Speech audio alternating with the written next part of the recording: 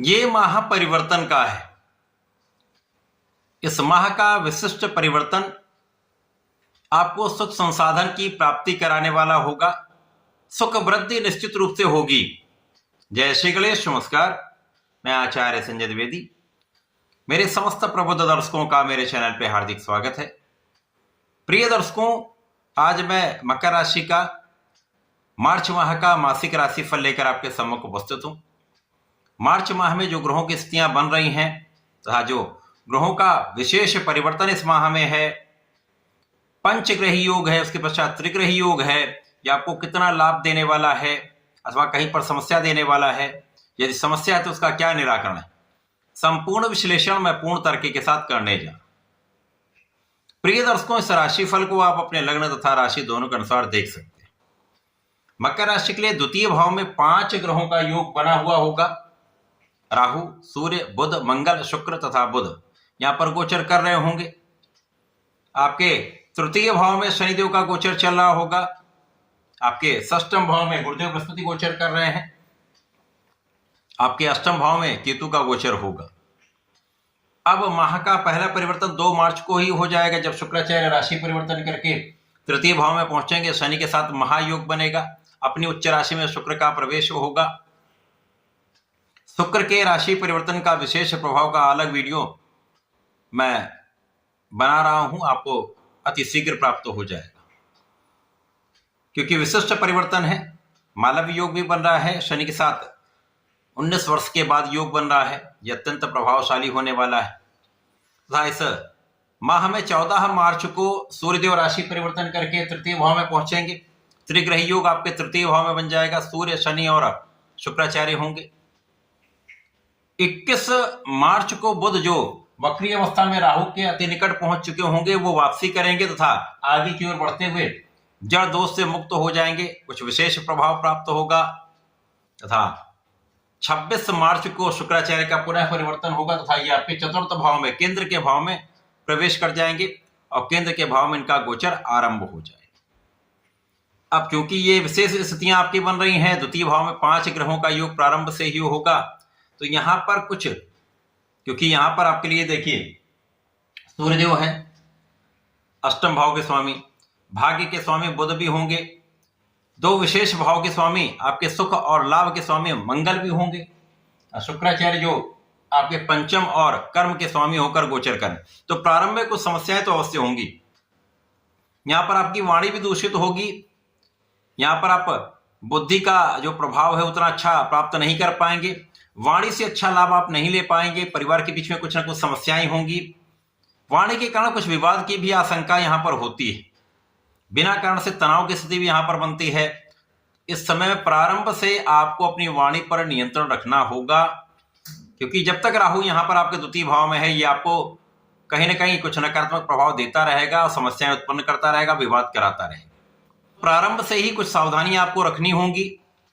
यहां पर आपको कोई भी कार्य करने से पहले पूर्ण रूप से विचार कर लेना होगा, क्योंकि गुरुदेव बृहस्पति का प्रभाव आपके द्वितीय भाव पर है। अब गुरुदेव का प्रभाव होता तो आपके अंदर ज्ञान होता ही है, और यदि यहां पर आप विवेक के साथ कोई कार्य करते हैं, विचार विमर्श करके कोई कार्य करते हैं, समझदारी से कोई डिसीजन लेते हैं, तो समस्याएं कम आती। अब क्योंकि यहां पर आपका आत्मबल भी उतना अच्छा नहीं होगा, जिसके कारण आप सही ढंग से विचार भी नहीं कर पाते हैं, तो यहां पर थोड़ा धैर्य रखेंगे, समझदारी से कार्य करेंगे तो समस्याएं कम होंगी, हानि की आशंका कम हो जाएगी। शनिदेव का प्रभाव आपके भाग्य को बलवान तो अवश्य कर रहा है। शनिदेव के कारण आप भाग्यशाली हैं तथा इस समय में आप परिश्रमी भी होंगे। तो यदि आप सही दिशा में परिश्रम करते रहते हैं और भाग्य का साथ मिल रहा है, तो सफलता भी आपको मिलती जाएगी। अब जब पहला परिवर्तन हो जाएगा, शुक्राचार्य आपके द्वितीय भाव से तृतीय भाव में पहुंच जाएंगे, तो यहां पर आपके कर्म क्षेत्र की बाधाएं दूर होने लगेंगी। जो अवरोध आ रहे थे वो कम होने लगेंगे। साथ ही साथ यहां पर आपके ज्ञान में पहले से अधिक वृद्धि होने लगेगी। तो जो विद्यार्थी गण हैं उनके लिए यह समय अनुकूल होने लगेगा।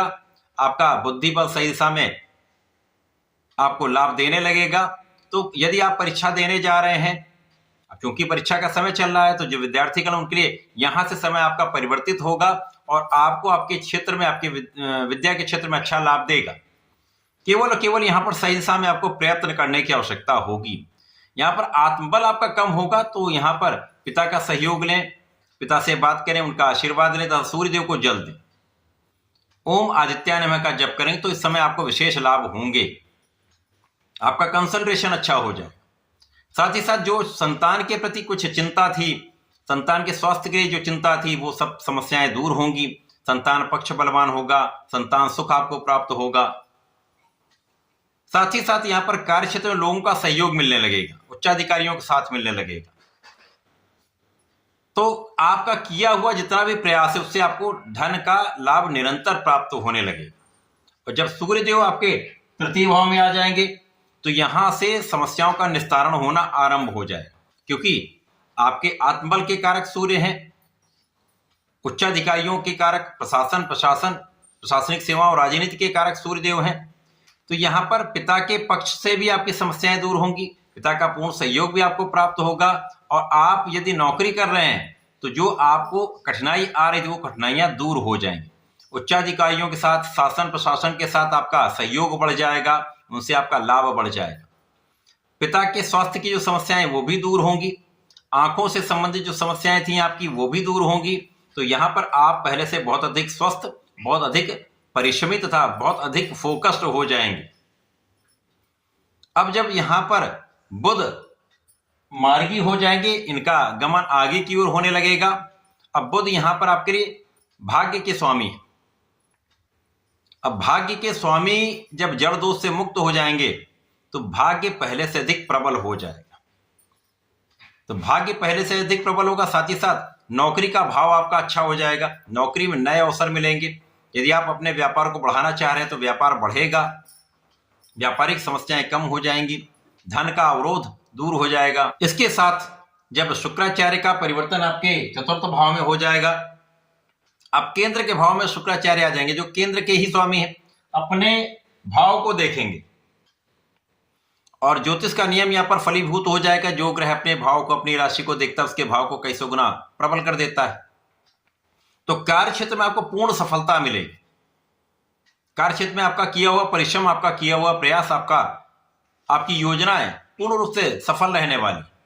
व्यापारिक विस्तार होने लगेगा, प्रोफेशन में नए नए अवसर आपको मिलने लगेंगे, कला क्षेत्र में नए अवसरों की प्राप्ति से अच्छा धन लाभ आप प्राप्त कर पाएंगे। यद्यपि इस समय में आप धन बहुत बचा नहीं पाएंगे, तो यहाँ पर किसी प्रकार से समस्या की बात नहीं है, यहाँ पर कोई डरने की बात नहीं है। धन का निरंतर आगमन आपके समस्याओं को कम करेगा, कठिनाई कुछ नहीं। केवल सही ढंग का मैनेजमेंट कर लेंगे, धन का सही मैनेजमेंट कर लेंगे और सही ढंग से उसको इन्वेस्टमेंट कर लेंगे तो समस्याएं कम हो जाएंगी।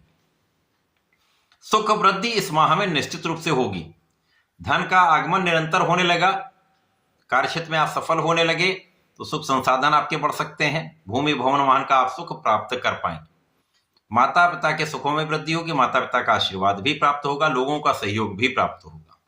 तो ये माह प्रारंभ में कठिनाई देने वाला है, संघर्ष कराने वाला है, अवरोध देने वाला है, परंतु उसके पश्चात से जैसे जैसे परिवर्तन होंगे तो ये परिवर्तन आपके लिए अत्यंत लाभान्वित करने वाले होंगे, सकारात्मक होंगे, विशिष्ट लाभ भी देंगे। इस माह में आपको नियमित रूप से भगवान भोलेनाथ की आराधना करनी चाहिए। नमः शिवाय पंचाक्षर मंत्र का नित्य कम से कम 1 माला का जप करें। प्रत्येक शनिवार को भगवान भोलेनाथ पर जल अर्पित करें। भांग का अर्पण करेंगे तो विशेष लाभ मिलेंगे। तथा इस समय में यदि आप गणपति महाराज के ओम गंग गणपतये नमः का नित्य 1 माला का जप करेंगे तो विशेष लाभ आपको प्राप्त होते हैं।